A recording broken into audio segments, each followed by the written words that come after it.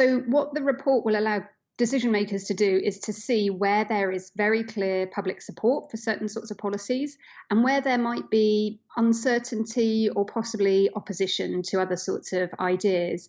And broadly speaking, there was a lot of support for many of the main proposals that we put to Assembly members, but there were some ideas that they definitely weren't so keen on. And so it's really important for policymakers to see what the public will and won't support.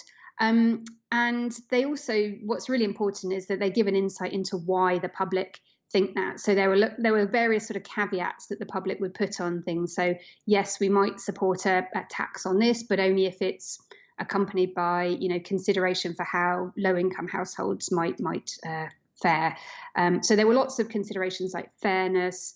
Educating people, leadership by the government that really came out strongly across all the topics that we discussed. I was really heartened by not only the level of engagement of Assembly members, there was a lot of information that they had to absorb, and they did that in a really considered way, I thought, but also the fact that actually what they came out with was very strong support for reaching net zero and for some of the quite significant changes that we're going to have to make as a society. So, for example, they were very strongly in favour of something like a frequent flyer levy, so that people that fly more would pay more sort of tax or pay more to compensate the emissions for those flights.